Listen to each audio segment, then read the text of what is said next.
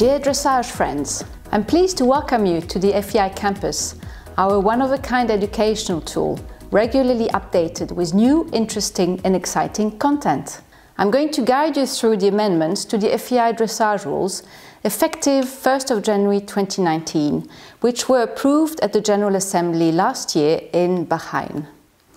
I'm taking you now to the first article with an amendment, which is article number 418.4 about the position and aids of the athlete. This is only a clarification under the proposed wording, which is the use of the voice or clicking the tongue repeatedly is a fault. We have scratched the end of the sentence and now only refer to article 430.6.2, where you can find the complete list of other penalties. The next article is about the freestyle test. Article number is 421.9.1. Here we've added new sub-points. We've added a definition of the new FEI freestyle system, which I'm sure you already have heard about. The system has now been used in the FEI World Cup Western European Leagues for the second season this year and will be used also at the final in Göteborg this coming April. The new wording says, degree of difficulty. The FEI freestyle system must be used at championships, games, finals and Western European League World Cups in Grand Prix level. The system may be used at CDIs and CDIOs at Grand Prix level competitions at the discretion of the OC. Whenever used, it must be announced in the FEI approved schedule. You will find more guidelines and details on the appliance of the FEI freestyle system on the FEI website under useful documents. Next article is about the para-equestrian athletes. Article number 422.1.2, conditions of participation. In the para-equestrian rules, we've put more clarification and simplification of the process in classification. Therefore, in the dressage rules, as para-equestrian athletes are also allowed to compete in able-bodied dressage, we've also added a sentence to align with the para-equestrian dressage rules. So this article now says, para-equestrian athletes are allowed to compete in a FEI dressage competition using compensating aids in accordance with their respective degree of disability as defined by the FEI para-equestrian master list and the standard compensating aids, which you can find under para-dressage rules. Next article is article number 422.2.11 about, again, conditions of participation. Here we now refer to the consolation competition. We've often received requests about why a consolation competition cannot count for eligibility. Well, actually, all competitions which count for eligibility have to have 5 judges, whereas a consolation competition is judged by 3. Therefore, we've added this wording in this article. Scores awarded in consolation competitions do not count for the purpose of achieving eligibility scores. This is for a purpose of clarification. Next article is about schooling. Article number 422.3.6. We've here added behind horses a slash with pony, as this rule also applies to all the pony classes. We've also made a slight amendment so that this rule applies as of the official opening of the stables and no longer after the arrival to the showground of the horses. It's true that very often athletes arrive a day or two after the horses and ponies, and the horses and ponies still need to be ridden before. Therefore, the new rules now says, schooling of horses / ponies. No one other than the athletes may ride the horse pony he/she is entered with as of the official opening of the stables according to the FEI approved schedule. I will let you read the end of the article with no change. Next article is about declaration of status, article number 424. Here we've added clarification and we've refined the wording to help manage situations in which an athlete-horse combination, which is qualified from a previous competition, withdraws or retires. Actually, the next best ranked combination now may move up and compete instead. So the wording now says, for competitions where a maximum number of athletes may compete upon qualification from the previous competition at the same event, the next best ranked athlete will replace the withdrawn or retired athlete. This again is for clarification purposes. We now go to an article about the draw for the starting order in the freestyle tests. In CDIs with 3 competitions in the tour, the athletes must state for which of the 2 following competitions they wish to qualify. And so we had to amend this article to comply with this. So now the new text says, at all CDI events there will be a draw in groups of 5 for the starting order in the freestyle. A draw first within the group of athletes placed 11 to 15th, including ties for the 15th placed. This also has been added for clarification. And then within the group of athletes placed 6 to 10th, and the last group of athletes placed 1st to 5th. We've scratched the last sentence, which mentioned the intermediate 1 freestyle, as in these classes athletes also have to opt for one of the 2 next competitions. Now we move on to the articles about dress. The reference is article number 427.2.4. We've here added a new point in this article, in consideration of athletes' welfare in hot or bad weather conditions. This is also in line with rules that you can find in other disciplines as well. Of course, the decision on this rule has to be made by the grand jury. So this new article says, in bad weather, the grand jury may allow the wearing of a light waterproof. In very warm weather, the grand jury may allow athletes to ride without a jacket. This will be, of course, announced at the competition venue. Now we have quite an extensive change in the rules. Not a change, or more clarification. Under Article 428, saddlery. I on purpose won't go and read the whole article because actually it's quite long. But what we've done here is that up to now we had a quite short description of bits and saddlery equipment which was permitted. This led to quite complicated procedure where any new piece of equipment had to go through an approval process by the FEI.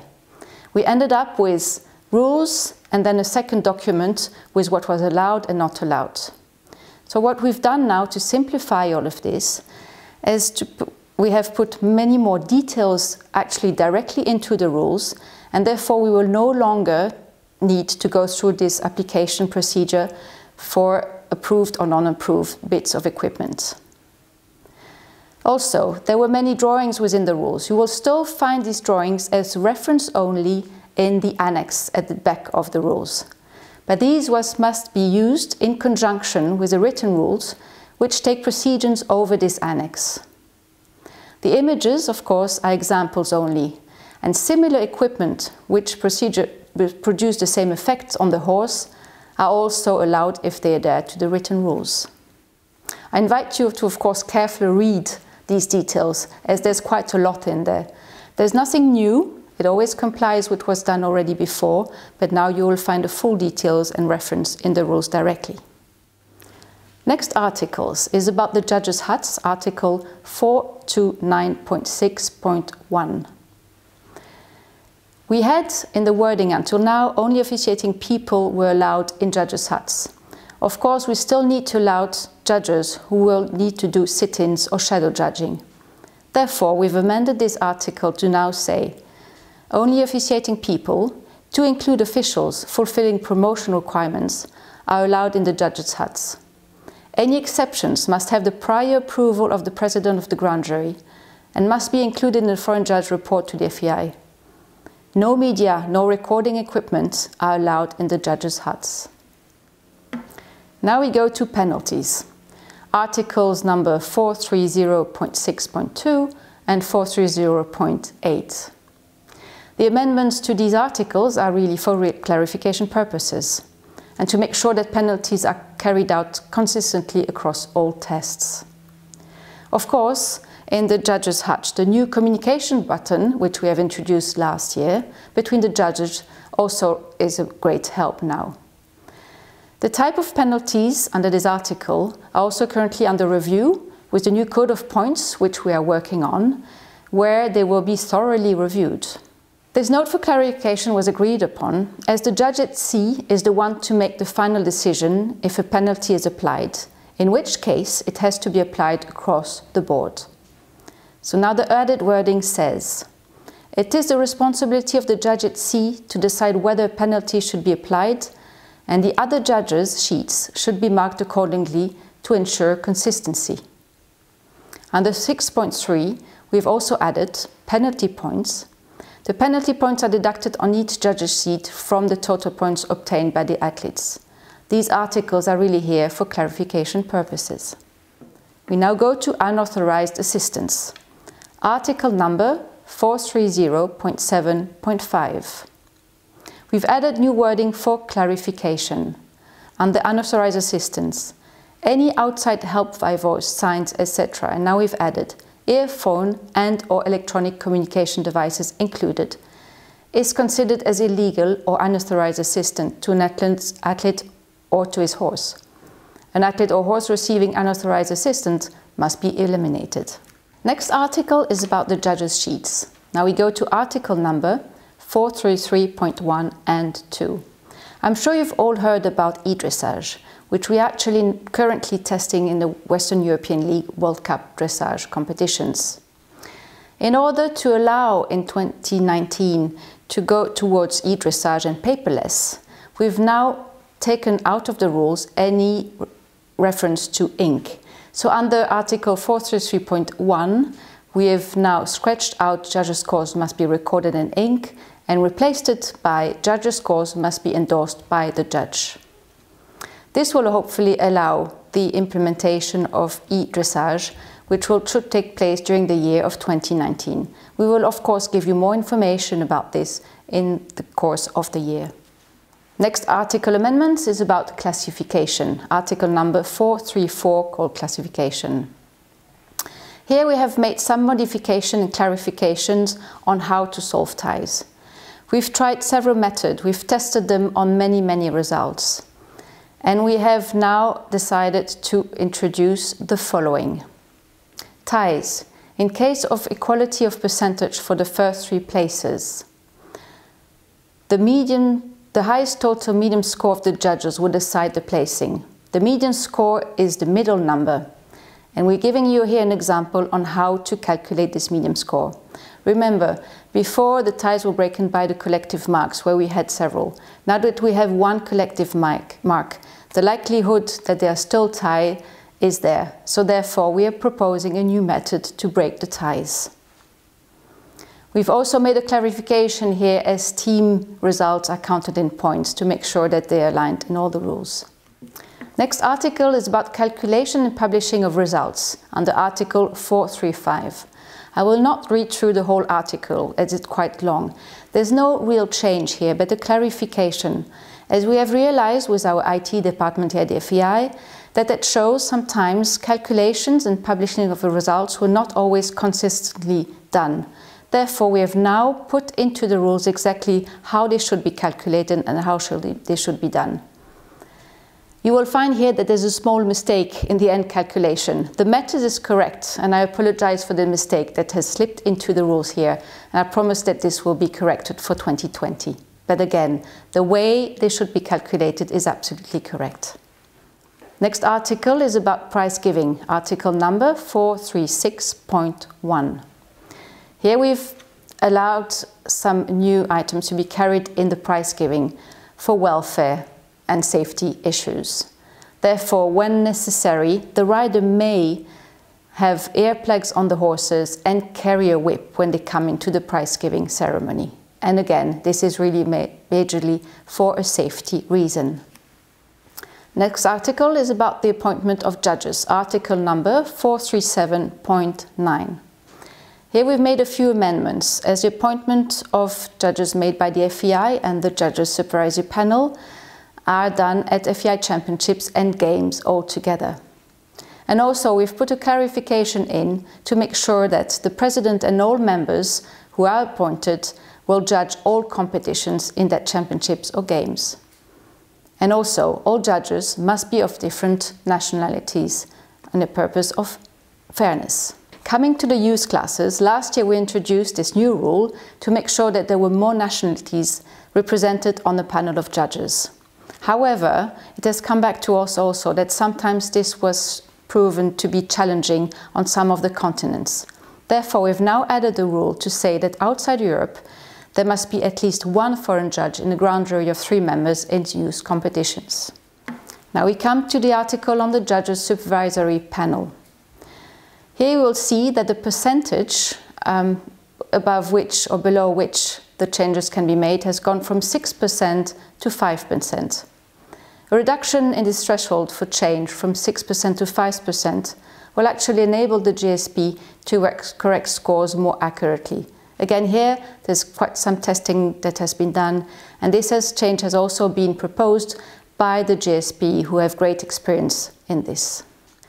Now we go to next article, article number 442 about stewards. Here you will find some clarification on the minimum level of the stewards. There's no change. However, it shows that we allow a minimum level, but of course also high-level stewards to officiate in a team of stewards. It is also important that the organizer consults with the chief steward prior to the event about the number he needs on the team to make sure that stewarding duties are carried out in a professional way. We now go to the articles on youth. The first one is on the Young Riders Championship participation, article number YR 3.2. We've deleted here the word for seniors to permit participation of the athletes also in other Young Riders Championships in other disciplines, as often a rider will ride in dressage and maybe also in jumping or another discipline. So this is now allowed in the reading of this article. We go now to Pony Championships organization. In the recent years, we've often seen that there are more and more pony riders at championships, which had to be held together for dressage, jumping and eventing. So organizers we see today may also wish to organize such championships in dressage and jumping maybe, but not necessarily have the facilities for eventing, or maybe to have the 3 disciplines together is too much. So now to allow for bids for single championships, we have amended this rule to say jumping, dressage and eventing FEI championships may be organized within the same event to save travel costs. It's no longer should be.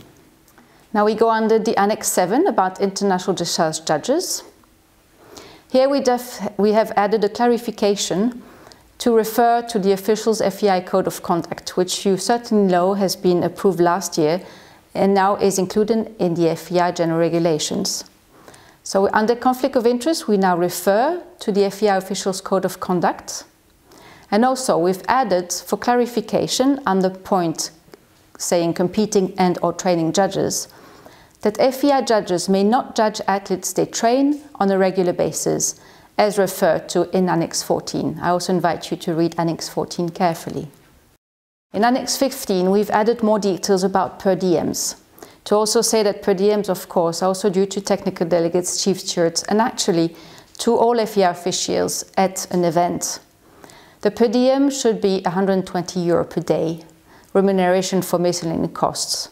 This amount is net after relevant taxes being borne by the OC. And also the per diem is due for all officiating days plus 1. At the discretion of the official, the per diem for this additional day may be forfeited if the official can conveniently travel on the officiating days. For judges, of course, you'll find more details on the per diem in Annex 7. Please refer to this annex as well. And for the veterinary delegates, please refer to the veterinary regulations as they are quite different.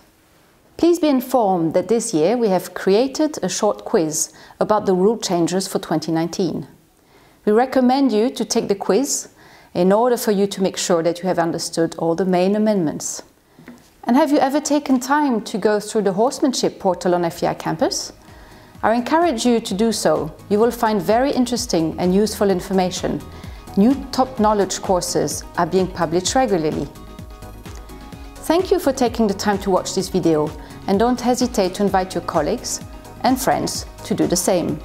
And finally, always keep in mind that horse welfare is first. Thank you very much.